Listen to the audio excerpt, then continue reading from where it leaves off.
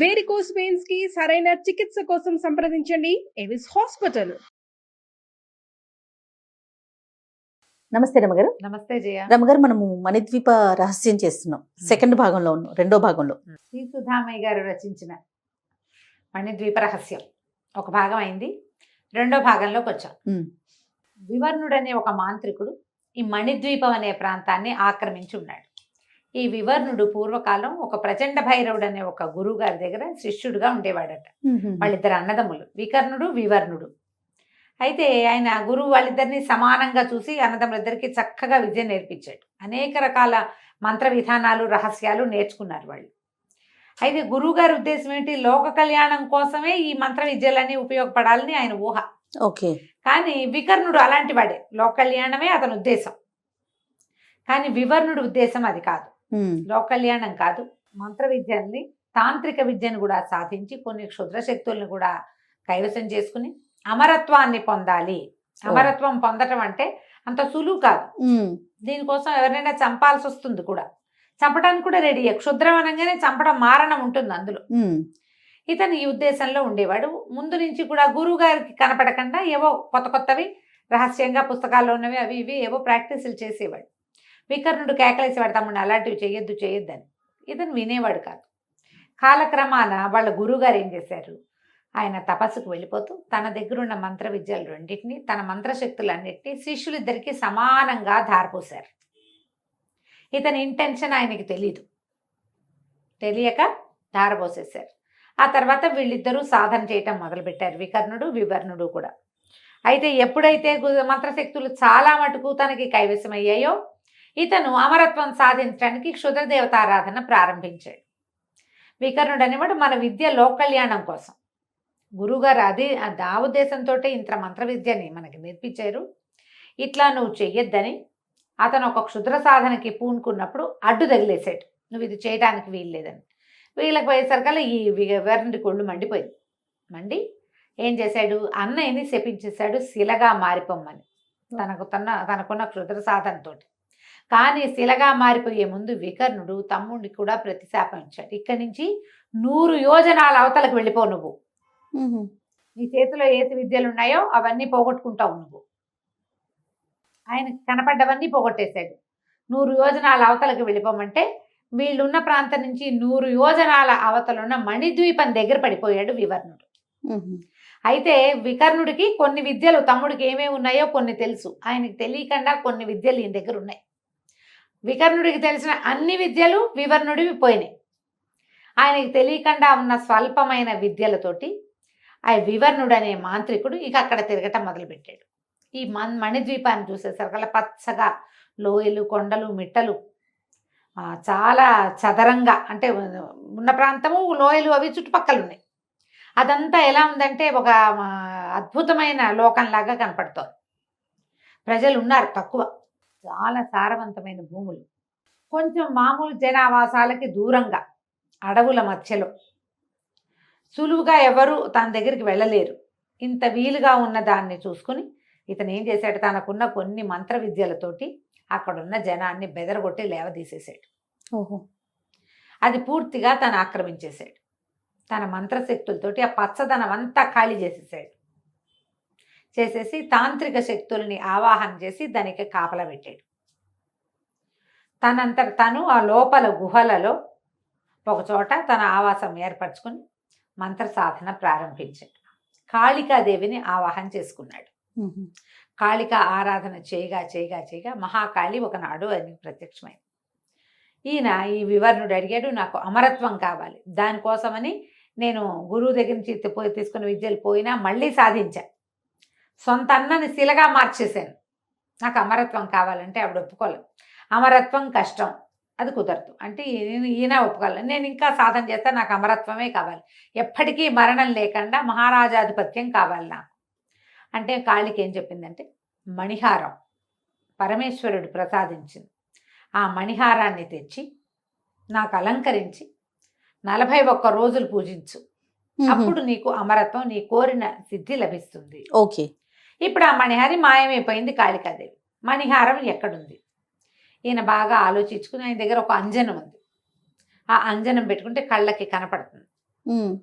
ఆ అంజనం పెట్టుకుని ఆయన దగ్గర ఒక మాయా దర్పణం కూడా ఉంది, అందులో చూస్తే ఒక గుహ, అందులో ఒక పరమేశ్వరి విగ్రహం మహాద్భుతమైంది, ఆమె ధరించి ఉన్న పరమాద్భుతమైన మణిహారం కనపడ్డాయి. ఇప్పుడు ఇది ఎక్కడుంది? అప్పుడు ఏం చేశాడంటే వాయుసాసురుడని ఒక రాక్షసుడిని సృష్టించాడు. కాకి లాంటి ఒక ఆకారం, వాయసం అంటే కాకి. ఈ మణిహారం ఎక్కడుందో చూసి చెప్పు అని.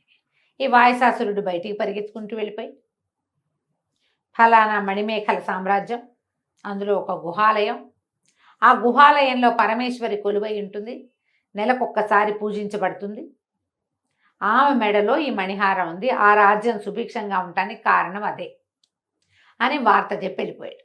ఓకే. ఇతను బాగా ఆలోచించి తను ఒక భస్మారాధన చేస్తున్నాడు కాళికాదేవికి. ఆ భస్మంలోంచి ఒక భస్మాక్షుడు అనే ఒక రాక్షసుని సృష్టించాడు, ఒక శక్తి. వాడికి గుహని కాపలాకాయి, అమ్మని ఆరాధించు, ఇక్కడ ఆరాధనకు ఉండు, నేను వెళ్ళి ఆ మణిహారం తీసుకొస్తానని బయలుదేరాడు. చాలా చక్కగా ఇప్పుడు వీడి దగ్గర ఒక మంచి మంత్రదండం, ఆ మంత్రదండానికి ఒక తివాసి చుట్టూ ఉంటుంది. ఎప్పుడైతే అతను మంత్రదండ తీశాడో తివాసి రెడీగా ఉంది. ఈయన వెళ్ళి ఆ తివాసి మీద నుంచున్నాడు. భువనేశ్వరి ఆలయానికి తీసుకెళ్ళి, పరమేశ్వరి ఆలయం అది ఎక్కడ నుంచి మణిమేఖల సామ్రాజ్యంలో ఉందని చెప్పగానే వెళ్ళిపోయింది. సో తివాసి చక్మని తీసుకెళ్ళిపోయింది అక్కడికి. తీసుకెళ్ళిన తర్వాత బయట చాలామంది కాపలా ఉన్నారు.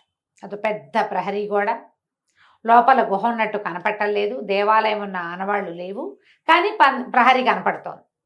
ఎప్పుడైతే ఇంతమంది సైనికులు కనపడ్డారు, ఈయన తన మంత్రదండాన్ని ఊపి మాంత్రిక శక్తితోటి అందరినీ పడుకోబెట్టేశాడు. పడుకోబెట్టాక లోపలికి వెళ్ళి తాంత్రిక శక్తితోటి తలుపులు తీయటానికి ప్రయత్నం చేశాడు.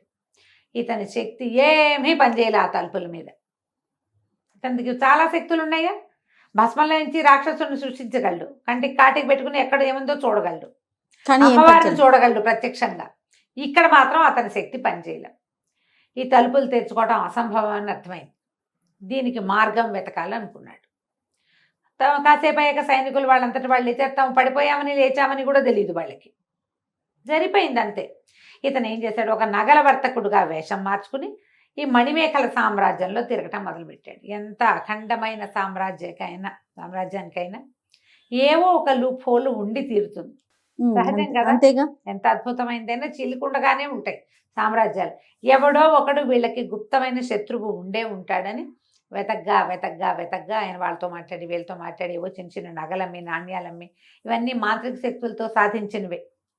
ఇతను తెలుసుకున్నాడు కందర్పకేతు అనేవాడు ఒకడు ఉన్నాడని, వాడు రాజశ్యాలకుడని, వాడి బుద్ధి మంచిది కాదని, వాడు చాలా రకాల ఎత్తుగడలు వేస్తాడు, అధికారం కోసం ప్రాకులాడుతున్నాడని తెలుసుకున్నాడు.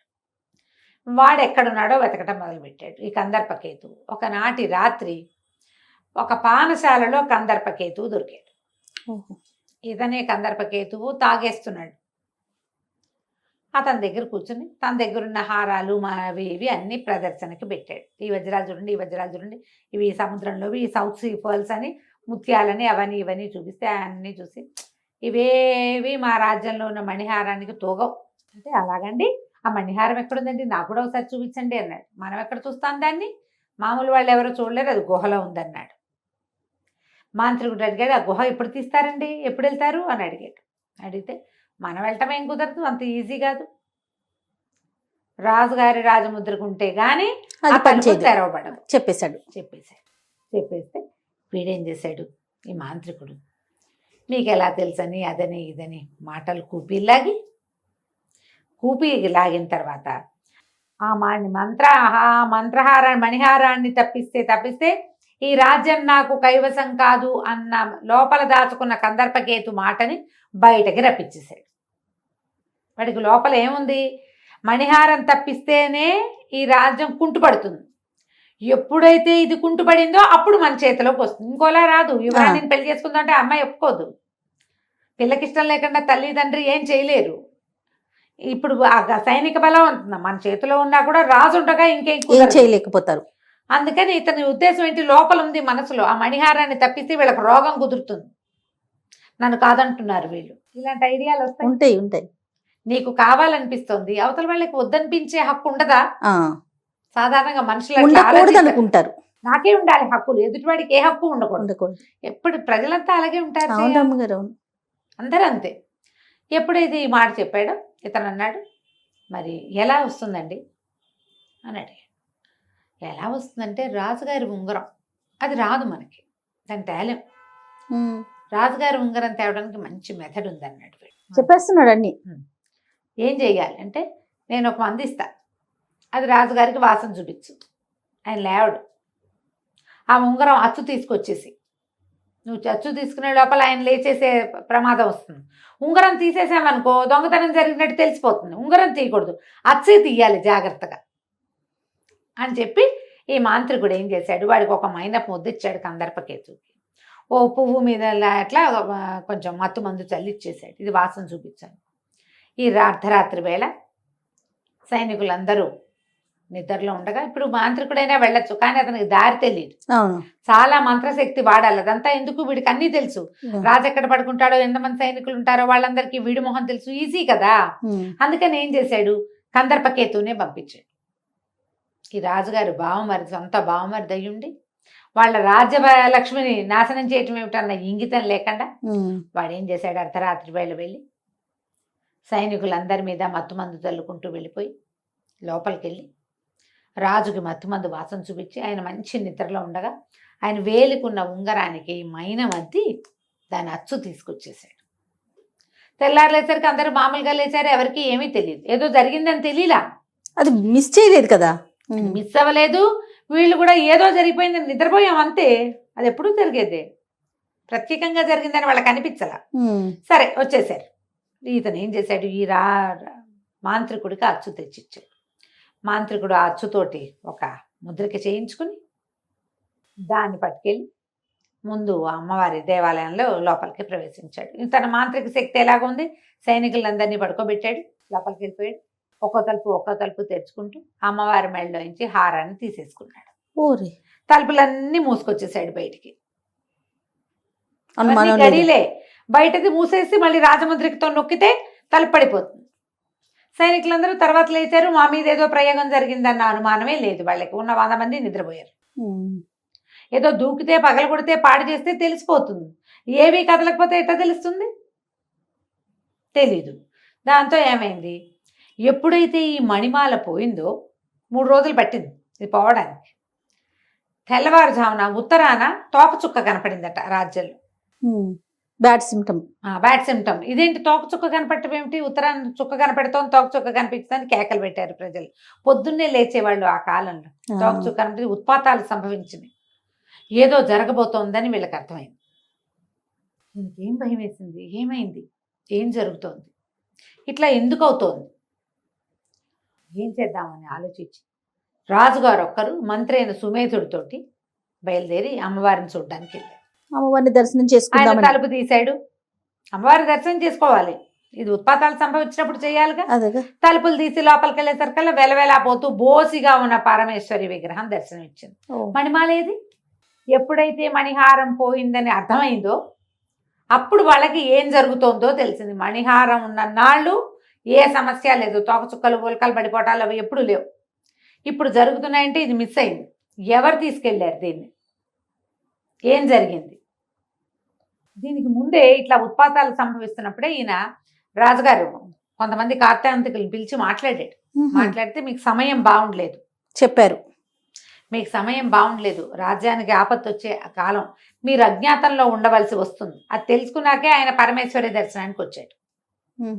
ఎప్పుడైతే రాజు మంత్రి చేష్టలు దక్కి అమ్మవారి ముందు నుంచున్నారో బయట నుంచి దెబ్బలు తగిలి ఉన్న ఒక సైనికుడు రక్తం ఒడుతూ లోపలికి పరిగెత్తుకొచ్చాడు గుళ్ళోకి, గుహాలయంలోకి వచ్చి, మహాప్రభు మోసం జరిగింది, కందర్పకేతువు రాజ్యాన్ని ఆక్రమించడానికి ప్రయత్నం చేస్తున్నాడు, చాలా మందిని కూడగట్టుకున్నాడు, మరి అమ్మాయి గారిని పట్టేసుకున్నాడు అని పరిగెత్తుకుంటూ వచ్చేపాడు. చెప్పగానే మంత్రి అన్నాడు, ప్రభు మీరు అజ్ఞాతంలోకి వెళ్ళిపోండి, ఇప్పుడు అమ్మాయికి కానీ అమ్మగారికి కానీ వచ్చిన ప్రాబ్లం ఏం లేదు, అతనికి సొంత అక్క కూతురు పిల్లని పెళ్లి చేసుకోవాలనుకుంటాడు అంతే, రాజ్యం అతందే. ఇప్పుడు మీరు వెళ్ళిపోతే అజ్ఞాతం కొంతకాలం తర్వాత పరిస్థితులు సమకూడతాయి, బాగానే ఉంటాయని చెప్పాడు కార్తాంతికుడు. మీరు భయపడద్దని అమ్మవారి వెనకాల ఒక రహస్యమైన మీటను తిప్పితే అక్కడ ఒక దారి ఓపెన్ అవుతుంది, సొరంగ మార్గం లాంటిది. రాజుని బలవంతంగా అందులోకి పంపించేశాడు సుమేధుడు. ఎప్పుడైతే ఈయన గుహ లోపలికి వెళ్ళిపోయాడో ఈయన భువనేశ్వరి పరమేశ్వర విగ్రహం దండ పెట్టుకుంటూ నుంచున్నాడు. ఈ సైనికుడిని వెంబడిస్తూ లోపలికి వచ్చేసాడు కందర్పకేతు. రాగానే రాజును బంధించండి అన్నాడు. ఏడి రాజు? రాజు లేడు. ఈ మంత్రి గారు నుంచుని ఉంటే మంత్రి గారిని 2 చెంపకాయలు కొట్టాడు కందర్పకేతు. రాజు ఏంటంటే నాకు తెలియదు, నేను చూడలేదు, ఆయన ఎక్కడికి వెళ్ళాడో నేను చూడలే. ఇక ఎంత కొట్టినా ఏం చేసినా ఇతను చెప్పలేదు. సుమేధుడు మాత్రం రాజు రహస్య మార్గం గుండా వెళ్ళిపోయాడన్న మాట మాత్రం చెప్పలే. ఆ రహస్య ద్వారం గుండా బయలుదేరిన రాజుగారు ఎక్కడికో నడిచి వెళ్ళిపోయాడు అంతే. వెళ్తే ఏమవుతుందో తెలీదు, వెళ్ళాలంతే, అజ్ఞాతంలో ఉండాలన్నది జరిగింది. ఈ రాక్షసుడు మన మాంత్రికుడు హారాన్ని పట్టుకుని వెళ్ళిపోయాడు. ఎప్పుడైతే హారం తప్పిందో కందర్పకేతు ఈ పని చేశాడు. అమ్మాయిని పెళ్లి చేసుకోమని ఎంత బతిమలాడినా ఆ పిల్లమ్మ ఒప్పుకోలే. అతను ఏం చేశాడు, రాజు దొరకలేదు కాబట్టి రాణిని చెరసాలలో వేసి అమ్మాయిని అక్కని చెరసాలలో వేసి మా తమ్ముడిని పెళ్లి చేసుకొని కూతురికి నచ్చజెప్పలేదు కదా, అందుకు అమ్మాయినేమో గృహ నిర్బంధం చేశాడు. బయటికి ఎక్కడికి వెళ్ళనివ్వకుండా టైట్ బందిఖానాలో ఉంచినట్టుగా ఉంచి 4-6 చిలకత్తెలతోటి ఉంచాడు. ఈ చిలకత్తెలందరినీ లోపరుచుకున్నాడు, ఒక్కదాన్ని తప్ప. ఒక్క చిలకత్తే ఈ అమ్మాయితోటి ఉంది. మిగిలిన వాళ్ళందరినీ లోపరుచుకున్నాడు డబ్బులు ఇచ్చి. వాళ్ళు ఏంటంటే ఇక్కడ అని ఈ అమ్మాయి వీడి దుర్మార్గుడు అంటే మిమ్మల్ని దుర్మార్గుడు అంటుందని వెళ్ళి చెప్పొచ్చేవాడు. అదేలే. ఇంత టైట్ దీంట్లో ఆ అమ్మాయి ఉండిపోయింది. హారం అటు వెళ్ళిపోయింది, రాజుగారు ఇటు వెళ్ళిపోయాడు. ఎలా ఈ హారం మళ్ళీ ఒరిజినల్ ప్లేస్కి చేరుతుందో, ఎవరు రాబోతున్నారు, అమ్మవారి కృపకు పాత్రుడు ఎవడు కాబోతున్నాడో మనం వచ్చే భాగంలో తెలుసుకుందాం. ఓకే, నమస్తే రమ్మగారు. నమస్తే.